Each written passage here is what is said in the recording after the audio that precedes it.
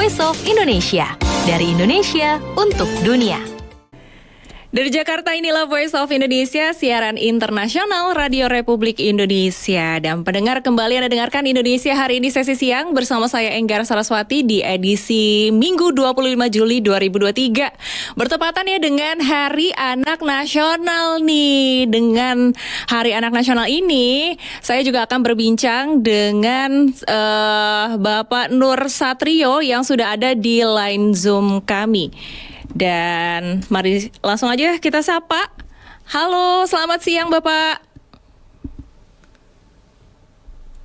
Baik Bapak, mungkin bisa bisa dinyalakan mikrofonnya. Halo. Ya, kedengaran Mbak. Baik, sudah terdengar Bapak. Ya.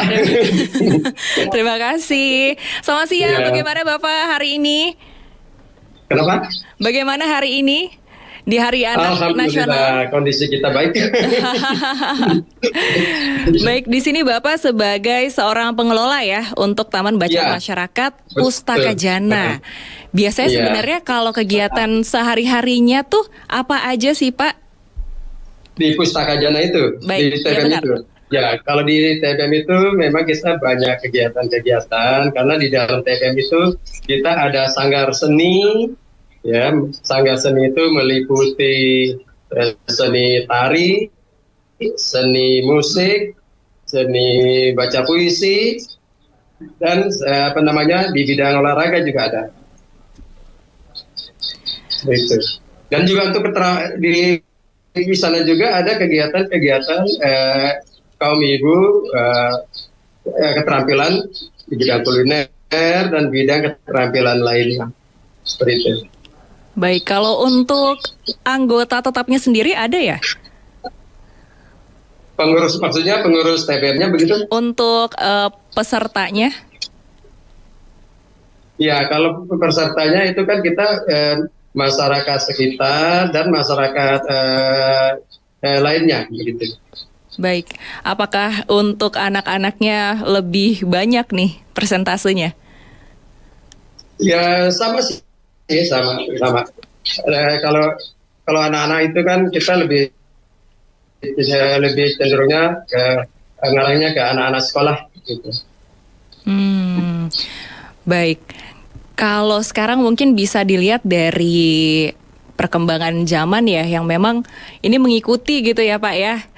Semakin maju teknologi, semakin modern, mau tidak mau juga kita semua juga mengikuti seperti itu. Apalagi mungkin kalau dilihat dari 2 tahun terakhir nih belakangan, karena ada situasi pandemi COVID-19, akhirnya juga ketika bersekolah nih mau tidak mau juga akhirnya membuat anak-anak yang mungkin juga belum waktunya gitu ya untuk melek internet menjadi malah semakin dekat dengan internet. Bapak sendiri tanggapannya melihat itu gimana nih sama anak-anak yang akhirnya jadi makin dekat sama internet?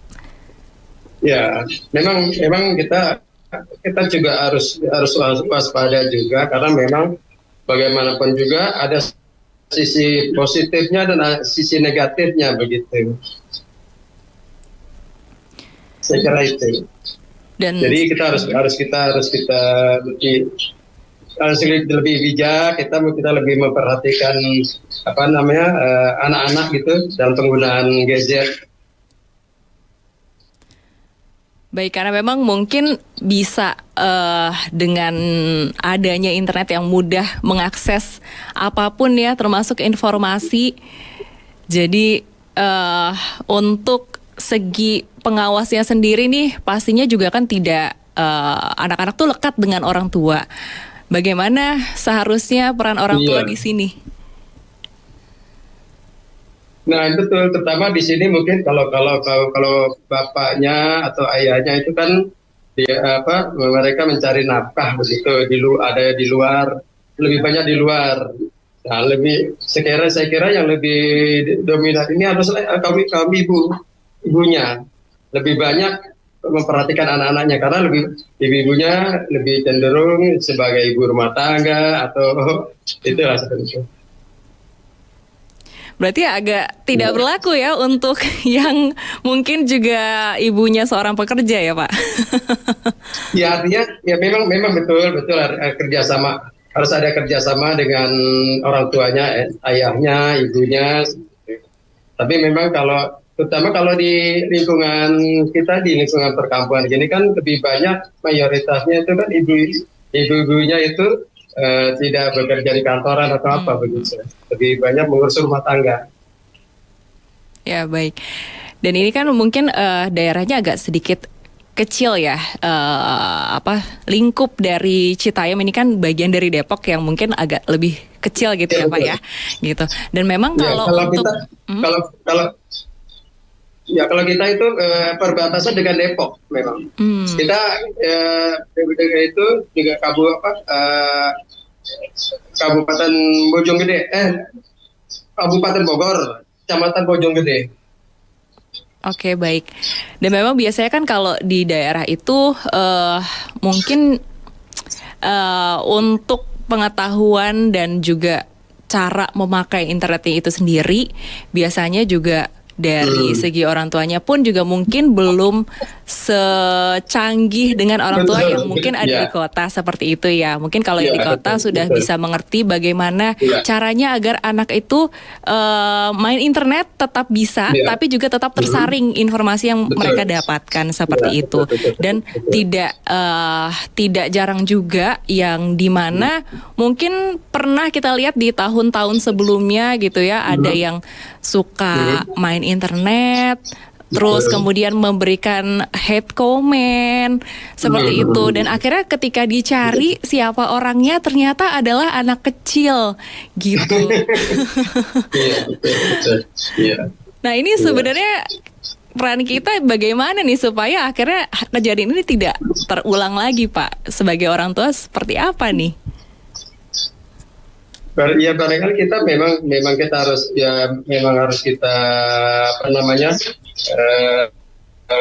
kudu adanya pengawasan dari orang tua begitu. Juga kita harus menyediakan sarana atau prasarana yang kira-kira bisa kita peruntukkan untuk aktivitas anak-anak. Baik. Dan selama ini kalau dilihat mungkin peran untuk bisa mengawasi dan membuat anak-anak itu sebagai generasi penerus bangsa menjadi bibit-bibit yang baik, mungkin sebenarnya juga tidak hanya di lingkup kecil rumahnya aja. Tapi juga mungkin pastinya ada campur tangan juga misalnya dari pihak yang terkait, mungkin di sini sampai ke tingginya itu sampai ke pemerintah. Kalau Bapak melihat campur tangan pemerintah di masalah ini? Ya. Kalau pemerintah kan memang di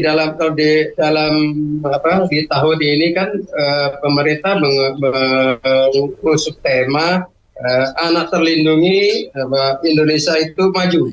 Anak terlindungi Indonesia maju. Itu temanya itu. Jadi peran pemerintah ya itulah, pemerintah mengharapkan bahwa anak-anak itu dapat tumbuh kembang dengan aman dan terlindungi. Gitu. Baik, ada program-program yang menurut Bapak sudah sesuai dengan targetnya? Kalau dari pemerintah Desa Rawapanjang itu kita sudah ada kegiatan PKK itu, ada pokja-pokja, itu ada pokja pendidikan, pokja kesehatan, pokja pendidikan dan pelatihan, kan macam-macam. Oke. Dan kalau sekarang mungkin juga isunya mungkin tidak hanya dari segi anak kecil yang mungkin sudah mulai melek internet, sudah mulai bisa gitu ya. Masih banyak hal lagi yang mungkin perlu juga untuk diwaspadai mungkin begitu ya. Karena bisa aja kalau kalau diteruskan bisa jadi ini akan menjadi bumerang juga. Salah satunya mungkin seperti misalnya kalau sekarang nih karena tahun 2023 ini sudah mulai dibebaskan dari PPKM dan lain sebagainya, sehingga sekarang juga udah mulai bisa ya Pak ya kemana-mana ya, termasuk nonton di bioskop nih. Betul. Mungkin bisa dilihat kalau di bulan Juli ini ada beberapa film dari luar juga yang dirilis di bulan ini. Sebenarnya kalau dilihat dari judulnya bisa jadi ini bisa semua umur. Cuma balik lagi ke film itu sendiri ternyata sebenarnya ada batasan umurnya nih terkait dengan penontonnya itu sendiri. Tapi terkadang kalau bisa dilihat secara langsung gitu masih ada yang tidak, atau bisa dibilang masih lolos nih anak-anak kecil yang bukan sesuai umurnya tetap nonton gitu ya. Itu bagaimana Pak? Ya kan kalau di kita kan ada di apa namanya ada departemen yang mengurus masalah perizinan apa namanya pengedaran film gitu. Ya, PPA apa sih? KPI? Komisi Penyiaran? Undang-undang penyiaran gitu. Oh, baik. Nah. Iya. Iya, dan sebenarnya untuk dari awalnya juga udah lulus sensor sebagai ada batasan umur yang harus dilihat seperti itu. Tapi kadang-kadang masih ada yang lolos juga. Nah betul, apalagi sekarang zamannya anak-anak dengan mudahnya mendapatkan gadget begitu, dan mereka bisa menginput menonton melalui YouTube dan sebagainya itu. Nah itu memang kita tentu saja sebagai orang tua agak khawatir itu. Ya, kalau tidak ada apa namanya pengawasan dari orang tua, khawatir mereka justru menonton film-film yang tidak layak untuk mereka tonton. Seperti itu. Baik, dengan adanya ini semua ini kan berarti salah satu PR bersama lah ya Pak, karena semua anak-anak di Indonesia adalah nanti akan meneruskan bangsa ini ke depannya seperti apa juga yang akan membentuk negara ini nantinya. Nah, kemudian kira-kira apa yang harus dilakukan untuk mengantisipasi agar tidak menjadi generasi yang tidak diinginkan? Ya, artinya kan pemerintah juga harus apa namanya sebagai orang tua ya, kita dari sebagai orang tua harus lebih cerdas bermedia sosial gitu. Artinya kita orang tua harus mempunyai wawasan yang luas juga tentang penggunaan media sosial, itu gadget dan lain sebagainya. Baik, ada pesan yang ingin disampaikan Bapak terkait dengan Hari Anak Nasional dan juga untuk anak-anak Indonesia tentunya? Kalau saya kan sebagai pengelola taman bacaan masyarakat ya, kalau saya lebih cenderung bahwa untuk mengurangi kenakalan remaja atau anak-anak biar tidak terlarut dalam penggunaan gadget, takutnya mereka menyimpang menonton film-film yang tidak layak untuk mereka itu. Kami dari TBM Pustaka, kami namanya TBM Pustaka Jana, itu kami menyediakan prasarananya. Prasarannya apa? Kalau mereka yang mereka hobi bermain musik gitu ya, oke kita arahkan tuh agar mereka tidak melulu main gadget begitu. Dan kalau mereka yang hobinya menari, ya kita salurkan dengan adanya kegiatan-kegiatan menari di TBM kami. Dan juga untuk anak-anak yang gemar puisi misalnya, gitu. Ya kita siapkan juga ada pengajar-pengajar yang memang berkompeten di bidang puisi. Gitu. Dan untuk pemain musik juga kita punya di kami gitu ya, di TBM kami itu ada alat musik tradisional, alat musik angklung. Mereka yang ingin belajar bermain angklung itu masuk ke sana bisa. Ya dengan cara demikian mereka juga diharapkan bisa mengurangi penggunaan gadget ya, terutama untuk buka siaran film-film di YouTube yang kadang-kadang kita tidak bisa mengontrolnya begitu. Dan juga di bidang olahraganya juga seperti itu. Mereka yang punya kegiatan hobi olahraga, ya kita siapkan sarananya. Entah itu bulu tangkis, entah itu tenis meja, entah itu catur dan lain sebagainya. Alhamdulillah di kami TPM itu ada, yang kami sediakan. Untuk apa? Agar mereka anak-anak itu tidak melulu tidak melulu tiap saat, setiap detik handphone melulu yang dipakai begitu. Ada hal-hal yang lebih bermanfaat begitu. Seperti itu. Baik, terima kasih Bapak Nur Satrio sudah berbagi bersama dengan kami di Voice of Indonesia. Ya, terima kasih. Baik, selamat Hari Anak Nasional. Selamat Hari Nasional. Baik mendengar, demikian perbincangan saya dengan Nur Satrio, seorang pengelola Taman Bacaan Masyarakat Pustaka Jana. Dan ini perbincangan terkait dengan Hari Anak Nasional, di mana memang anak-anak Indonesia ini merupakan generasi penerus bangsa yang nantinya ke depannya itu akan membentuk bagaimana nanti bangsa Indonesia ke depannya. Apakah akan bisa semakin maju atau sebaliknya tentunya bisa dibentuk dari sedini mungkin. Dan demikianlah pendengar, tetap bersama kami di Voice of Indonesia karena masih banyak informasi dan juga berita yang akan kami hadirkan dari dalam maupun luar negeri. Voice of Indonesia, dari Indonesia untuk dunia.